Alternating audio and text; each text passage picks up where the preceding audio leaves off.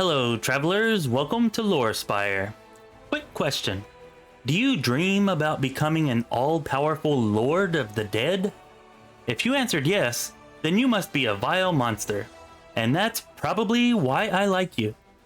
Also, you should enjoy today's video, as we're going to be reviewing the Lich Mythic path.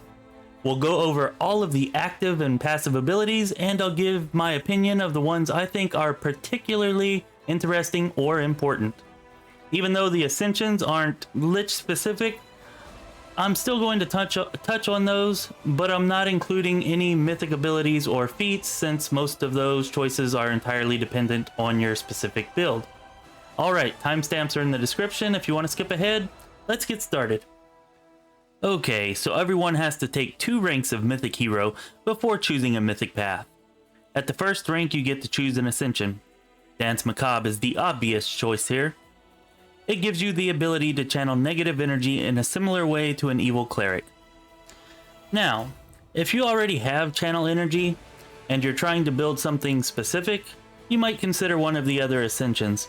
It's not like Danse Macabre is a prerequisite to being a Lich after all. However, the channel energy ability you get from Danse Macabre is separate from the channel energy you get from a class. So even if you already have channel energy, taking this will either allow you to channel both positive and negative energy, or give you 2 separate negative energy channeling abilities.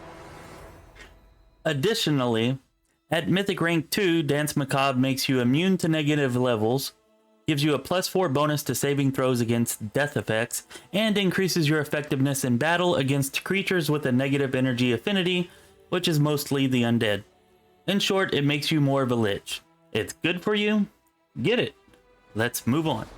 At Mythic Rank 3, we can finally start on the Lich Mythic path. Now this is going to take a bit of explanation, but bear with me, as this is the most important choice you'll make with your Lich build, so I want to make sure that I explain it correctly. If you are an Arcane Caster class, you will have the option to combine the Lich Mythic Spellbook with your own, or to take it as a second, separate spellbook. Each choice has advantages and drawbacks. Combining the Lich Mythic Spellbook with your own adds your Mythic rank to your caster level, spell penetration and concentration checks, which is extremely powerful. You will also gain some bonus spells from the Lich Mythic Spellbook as you level. On the other hand, if you take the Lich Mythic Spellbook as a separate spellbook, you won't receive the bonus to caster level, spell penetration and concentration checks. However, there are some advantages. First, you'll be able to cast a lot more spells, since the 2 spellbooks have separate spell slots. Also, you gain access to the next level of Lich spells at each Mythic rank, and instead of choosing spells to add to your Lich spellbook, you gain access to all spells of that spell level. This results in you having access to all level 9 and lower spells in the Lich spellbook at Mythic rank 9. So, should you combine the spellbooks or not? Well, that depends. For maximum combat effectiveness, I suggest you combine the books. But if you want all of the Lich spells, and or you value quantity of spells over quality, then take them separately. Next, you can choose a Skeletal champion. All of the champions increase in power as your Lich rank increases. Can use items and equipment, and have all weapon proficiencies. Your choices are Skeletal Assassin, Executioner, Marksman, or Vanguard. I abso-frickin-lutely love this. It's awesome. We just became a Lich and we get a Skeletal champion that is practically another party member. It really makes you feel like a powerful Lich right from the start. And as for which one you should choose, well, they're all strong in their own way. So I just take whichever fills the biggest need that your party has. Now we can choose a Lich power. And what you should choose really depends on your build. There are several strong choices for various builds that can greatly increase spell effectiveness, physical damage, and survivability. I'm not going to bore you all to death by reading them, but if you'd like me to make a separate video detailing them, let me know down in the comments section. Okay, here on the results screen, you can see all of the different spells that you receive at Mythic Rank 3 if you decided to keep your Lich Spellbook separate from your class Spellbook. Again, I'm not going to read all these spells. Just know that they're mostly powerful spells and mostly necromancy spells. And if you really want a list of all of these spells that is detailed, just let me know down in the comments section, and if there's enough interest in it, I might look into making a video about that. Alright, on to level 4. At Mythic Rank 4, you can see that we get to add some customization to our Skeletal champion.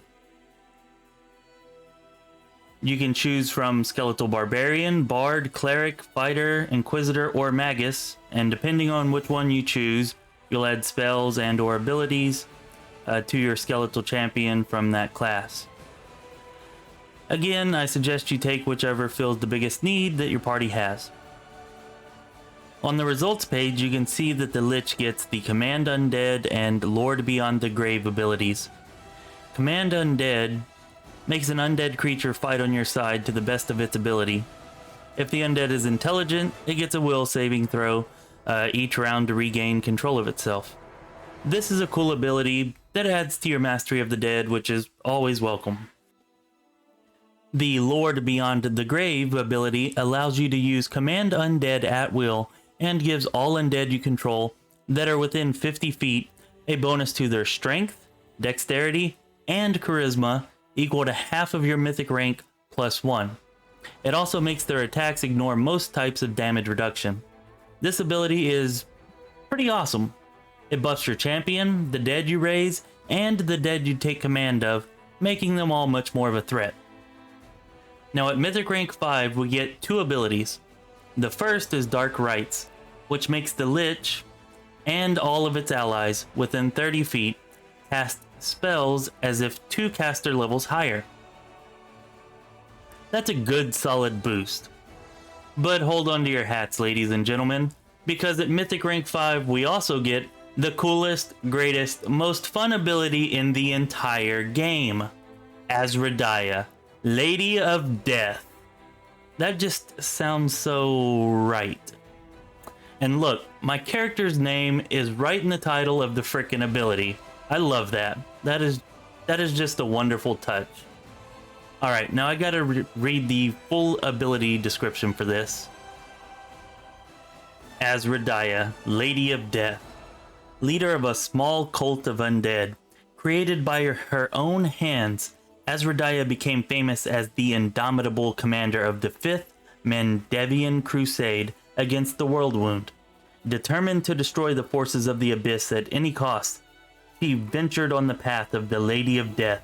For millennia, powerful necromancers have dreamed of a power that could rival the divine. They have created cults in their names and attracted many followers. Thanks to her legendary powers, Asradaya has managed to achieve much greater success than the others. She has acquired a talent to bestow divine spells upon her followers. From that moment, the undead created by her needed no other deities to cast spells. Our domains are death, evil, strength, and war. Did you hear all of that? We just became a god of death, like just now, or a demigod at least. We even have our own domains and we can grant spells to our undead followers. I mean, it's really cool. Like, seriously makes you feel like the most powerful lich in the history of Golarion. Maybe I'm gushing a bit too much, but you know, this is truly epic for me at least. And that's one thing, epic is one thing that Wrath of the Righteous does really, really well. Alright, let me stuff the giddy child back inside and we'll get on with the video. Alright, fortunately for you, Mythic ranks 6 through 10 are fairly mundane, so you won't have to listen to me do a lot more gushing about the Lich.